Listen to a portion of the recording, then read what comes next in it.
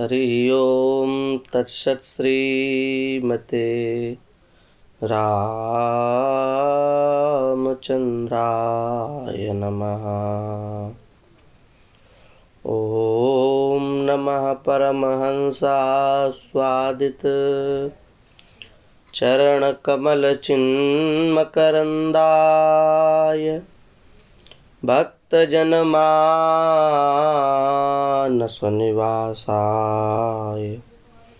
श्रीरामचन्द्राय।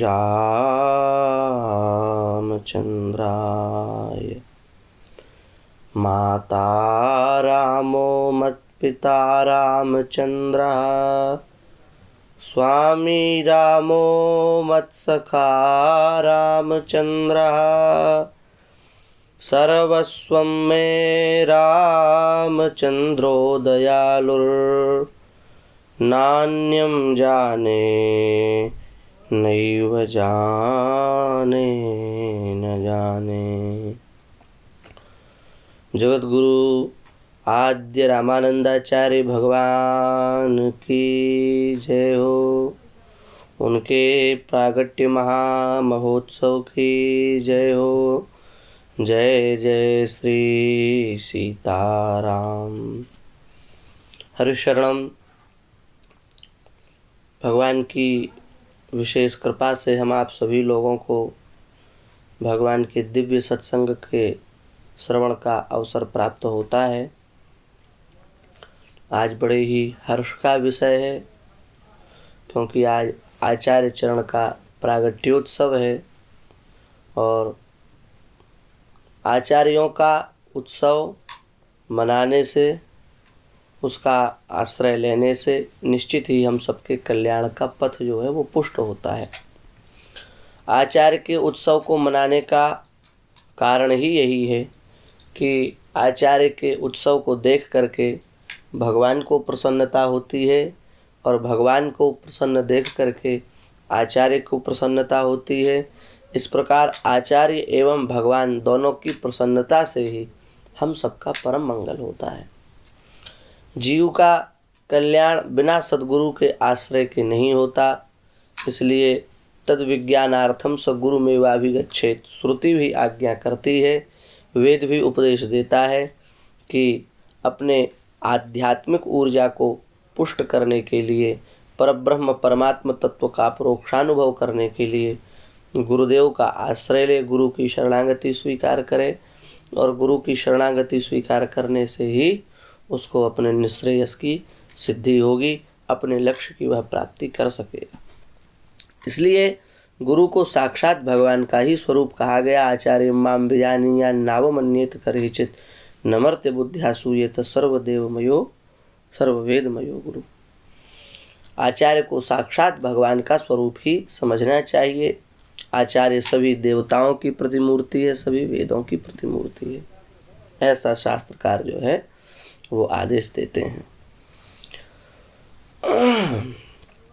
अब विचारणीय बात यह है कि जो हम जैसे सामान्य प्राणी होते हैं, भगवान उन पर कृपा करते हैं, अनुग्रह करते हैं और अनुग्रह करके हम लोगों को सद्गुरुदेव की प्राप्ति होती। पर नारद आदि जो बड़े बड़े अमलात्मा विमलात्मा महात्मा हैं, सनकादिक जैसे जो अमलात्मा विमलात्मा महात्मा हैं, ब्रह्मा जी के जैसे जो अमलात्मा विमलात्मा महात्मा हैं, वे किसे गुरु बनाएं? क्योंकि उनके मन में भी भाव जागता है कि जब वेदों की आज्ञा है तो हम भी गुरु तत्व का चयन करें और गुरु तत्व का चयन करके अपने कल्याण के मार्ग को पुष्ट करें। उनके अंतःकरण में भी भाव जागता है, लेकिन अब वे गुरु किसे बनाएं? क्यों? क्योंकि सामान्य प्राणी तो उनका गुरु बन नहीं सकता। तो साक्षात परब्रह्म परमात्मा ही सद्गुरु के स्वरूप में प्रकट होते हैं और सद्गुरु के स्वरूप में प्रकट होकर के उनको अपना शिष्यत्व प्रदान करके उनकी इच्छा को पूर्ण करते हैं। इसलिए ऐसे जो अमलात्मा विमलात्मा महात्मा हैं, उनको शिष्यत्व प्रदान करने के लिए भगवान ही सद्गुरु स्वरूप में पधारते हैं। और ऐसे ही जो द्वादश महाभागवत हैं, इन द्वादश महाभागवतों के मनोरथ को पूर्ण करने के लिए, इनके मन में जो भाव था उस भाव को पूर्ण करने के लिए ही साक्षात लोकाभिराम, कल्प वृक्षों के आराम, सकल विपदाओं के विराम और समस्त लोकों को अभिराम प्रदान करने वाले जो श्री राजा राम हैं, वही श्री राम भगवान श्री आचार्य चरण के रूप में पधारे और आचार्य चरण के रूप में पधार करके हम सबके कल्याण के मार्गों को और वे जो अमलात्मा विमलात्मा महात्मा हैं उनके उद्देश्य को आकर के उन्होंने पूरा किया।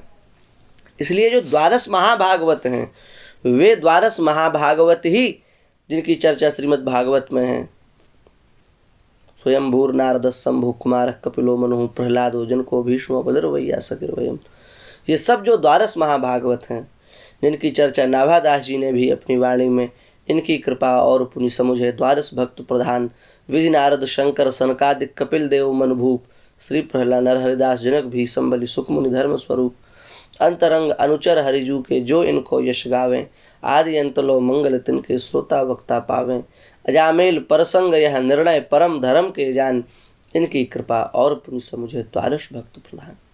ये द्वादश जो महाभागवत हैं यही द्वादश महाभागवत श्री रामानंदाचार्य भगवान के द्वादश शिष्यों के रूप में पधारे। अनंतानंदाचार्य जी, नाभादास जी ने अपने छप्पे में अनंतानंद कबीर सुखा सुरसुरा पद्मावती नर हरि पीपा भावानंदर दास धनासेन सुरसरी की घर हरि। इतने ही शिष्य नहीं है, ऐसा मत समझना कि 12 शिष्य ही मुख्य हैं और 12 शिष्य ही प्रतापी हैं, नहीं। शिष्यों की तो बात छोड़ दो, नाभादास जी कह रहे प्रशिष्य, शिष्यों के शिष्य भी इनके परम प्रतापी हुए। और शिष्य प्रशिष्य एक ते एक उजागर, जगमंगल आगधार भक्ति दशधा के आगर, बहुत काल वपुधारी के प्रणत जनन को पार कियो, श्री रामानंद रघुनाथ ज्यों द्वितीय से तु जग तरन कियो। इसलिए शिष्य प्रशिष्य इन सब का कल्याण पूज्य श्री आचार्य चरण ने किया। 1356 सुखद विक्रम संवत चंद अथवा 1200 विक्रम 56 सुखद विक्रम संवत चंद, माघ कृष्ण तिथि सप्तमी प्रगटे रामानंद। माघ कृष्ण सप्तमी के दिन पूज्य श्री आचार्य चरण का प्रागट्य हुआ। श्री आचार्य श्री सदन श्री निधि श्रील स्वच्छंद, प्रगटे श्री कर श्री धरन श्रीमय रामानंद। यहाँ स्वामी जी महाराज के लिए एक बहुत अच्छा ग्रंथ है श्री रामानंदायन। ब्रज के ही एक महान भक्त के द्वारा लिखा हुआ यह ग्रंथ है। रामानंदाचार्य भगवान का चरित्र चौपाई के रूप में, छंद के रूप में वे अपने ग्रंथ में स्वामी जी महाराज के प्रागट्योत्सव पर एक छंद प्रस्तुत कर रहे हैं। हम सबको आज के दिन उस छंद का पाठ करना चाहिए। जैसे राम जी के प्रागट्य में कहते हैं ना, भय प्रगट कृपाला दीन दयाला गोस्वामी जी ने बनाया है, वैसे ही इनका भी बनाया है। श्री रामानंदायन के जो कर्ता हैं उन्होंने प्रगटे करुणा कर प्रेम सुधाकर आचार्य अविनाशी, संतन कुल मंडन भव भय खंडन भक्ति भवन सुख राशि, माया मद गंजन जन दुख भंजन रंजन सुर मुनि ज्ञानी, पाखंड विनाशन, दिव्य प्रकाशन, तेजोमय तप खानी।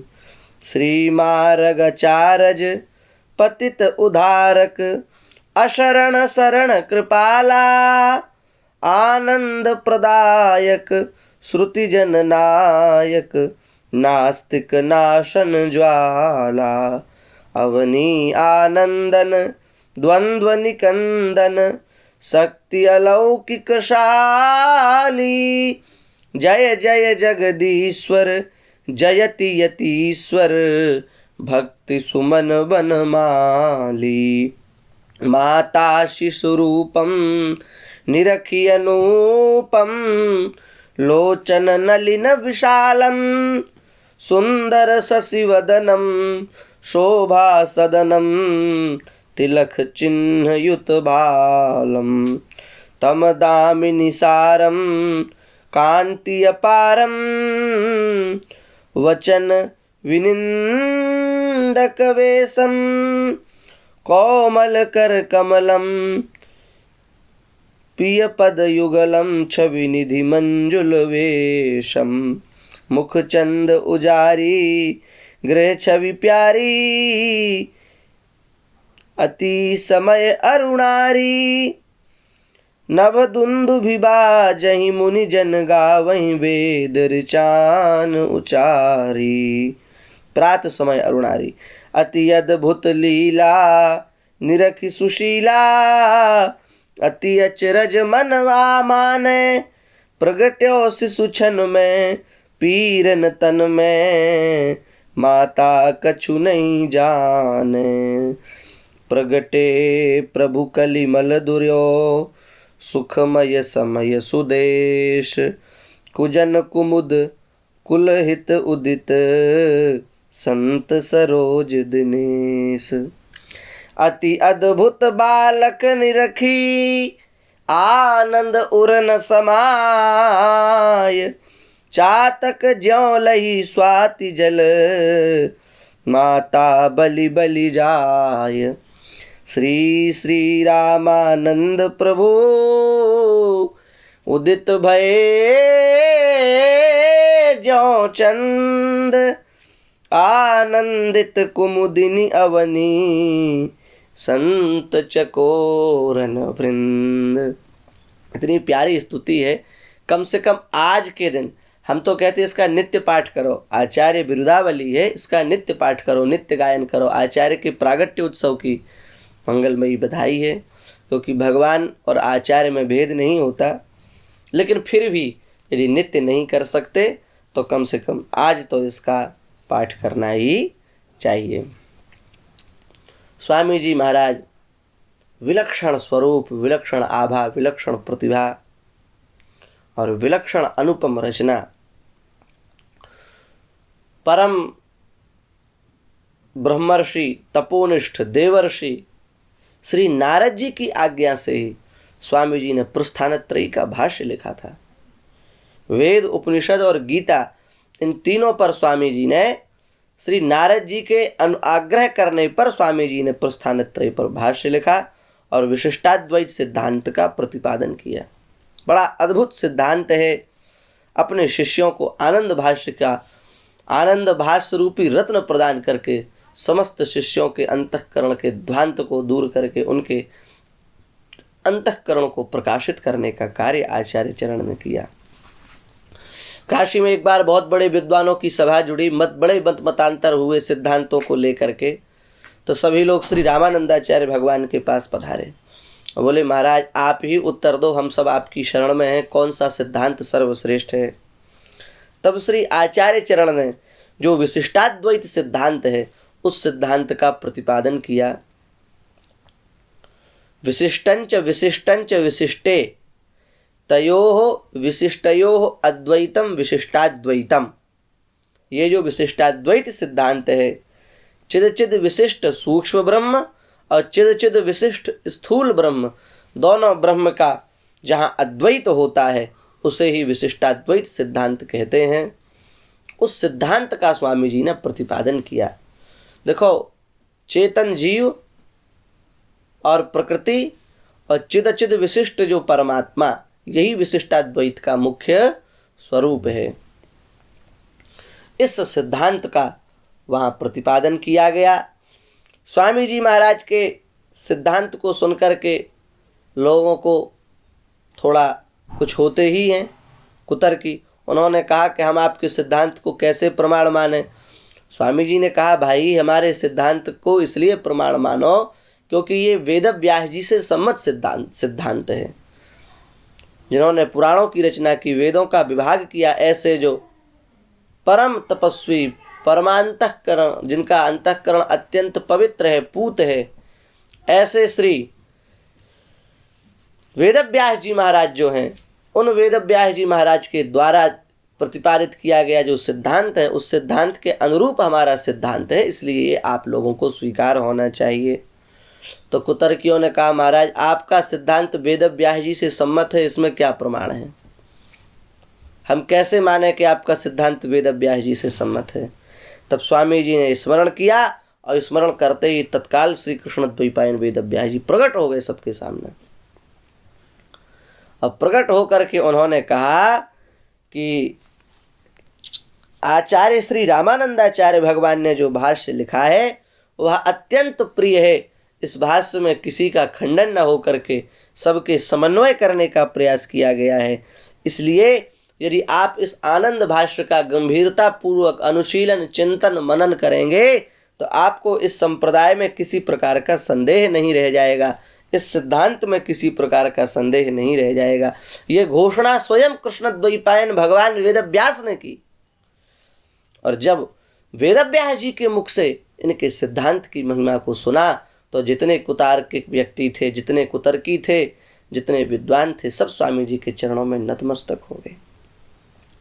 स्वामी जी ने रामानंद संप्रदाय का एक श्रौत वैदिक जो वैष्णव संप्रदाय है, उस संप्रदाय की संपूर्ण भूमंडल पर स्थापना की, जो एक रामोपासना करने वालों का समूह है, रामोपासना करने वालों का एक सुंदर बगीचा है।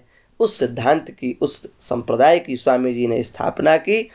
और यह संप्रदाय वैदिक है, अनादि अपौरुषेय जो वेद है, उस वेद से निसर्ग सिद्ध परंपरा प्राप्त रूप से हम लोगों तक ये आया है। जब से वेद हैं तभी से यह संप्रदाय भी है। इसमें कोई यह बात नहीं कह सकता कि ये आधुनिक है, बना लिया गया है, मनगढ़ंत है। ये सब बातें करना ठीक नहीं है, क्योंकि इस संप्रदाय के वैदिक प्रमाण उपलब्ध हैं। इसलिए वेद जब से है तभी से इस संप्रदाय का अस्तित्व भी है। इस संप्रदाय का मूल जो नाम है वह श्री संप्रदाय है, और उसका भी कारण इतना ही है कि हमारी भगवती श्री उद्भव स्थिति संहार कारिणी, क्लेश हारिणी, सर्वश्रेयस्करी, जनक दुलारी हैं, लड़ैती श्री सियाजू इस संप्रदाय की मुख्य प्रवर्तिका हैं, मुख्य आचार्या हैं। और वे श्री हैं, श्री स्वरूप होने के कारण इस संप्रदाय का नाम श्री संप्रदाय है। और उन्होंने ही यह सबसे पहले यह जो तारक मंत्र है, इस तारक मंत्र को राम जी से सविधि प्राप्त किया, और वही इस संप्रदाय की मूल आचार्या हैं। इस कारण से इस संप्रदाय का नाम श्री संप्रदाय है। फिर उसके बाद यह परंपरा हनुमान जी तक आई। फिर हनुमान जी से वशिष्ठ जी, वशिष्ठ जी से पाराशर जी, पाराशर जी से वेदव्यास जी, वेदव्यास जी से सुखदेव जी, श्री सुखदेव जी से बोधायनाचार्य जी, और बोधायनाचार्य जी से गंगाधराचार्य जी, और इसी क्रम में श्री राघवानंदाचार्य जी तक आई। और फिर स्वयं श्री राघवानंदाचार्य जी महाराज से यह मंत्र जो है वो यति चक्र चूड़ामणि जगत गुरु आनंद भाष्यकार श्री स्वामी रामानंदाचार्य भगवान ने उनसे इस मंत्र को प्राप्त किया। और इस प्रकार से इस दिव्य संप्रदाय की पवित्र परंपरा बनी रही, और इस प्रकार से इस दिव्य संप्रदाय का इतिहास है। हम तो बस क्या कहें, यही कहेंगे कि हम लोगों का अद्भुत परम सौभाग्य है जो इस संप्रदाय में हम लोगों को भगवान की कृपा से स्वीकार किया गया, भगवान की कृपा से अधिकृत किया गया है। और वस्तुतः संप्रदाय एक भगवत प्राप्ति का मार्ग है। संप्रदाय के द्वारा यदि हम भगवान तक नहीं पहुँचे तो फिर हमने ये जो द्वितीयम जन्म कथ्यते वाली बात है इसको पूरा नहीं किया। इसलिए हम सभी लोगों को अपने निश्चित दायित्वों का निर्वहन करते हुए आचार्य चरण की प्रसन्नता के लिए, उनका मुख कमल कभी म्लान न हो, सदा सर्वदा प्रसन्न बना रहे, सदा सर्वदा उनके मुख कमल पर प्रसन्नता बनी रहे। उनकी प्रसन्नता प्राप्त करने के लिए अपने कर्तव्यों का निर्वाह करना चाहिए, अपने दायित्वों का पालन करना चाहिए और अधिक से अधिक अपना समय भगवत चिंतन में लगा करके, भगवत सेवा परायण हो करके, भगवत आराधन में व्यतीत करते हुए अपने जीवन को कृतार्थ करना चाहिए। आचार्य चरण का परम मंगलमय चरित्र है। अब विस्तार से तो हम कहेंगे तो महीनों लग जाएंगे, इतना लंबा चरित्र है। इसलिए अधिक कुछ न कहते हुए बस आचार्य चरणों में बारंबार प्रणाम करते हुए और उन आचार्य चरणों की कृपा से हम सबका परम मंगल हो रहा है, परम मंगल होगा, ऐसा हम सभी लोगों को निश्चित विश्वास है। उनके चरणों में प्रणाम करते हुए, सद्गुरुदेव भगवान के चरणों में प्रणाम करते हुए हम अपनी वाक पुष्पांजलि उनके चरणों में समर्पित करते हैं। श्री वृंदावन बिहारी लाल की जय। श्री यतिचक्र चूड़ामणि आनंद भाष्यकार श्री स्वामी रामानंदाचार्य भगवान की जय। जय जय श्री सीताराम।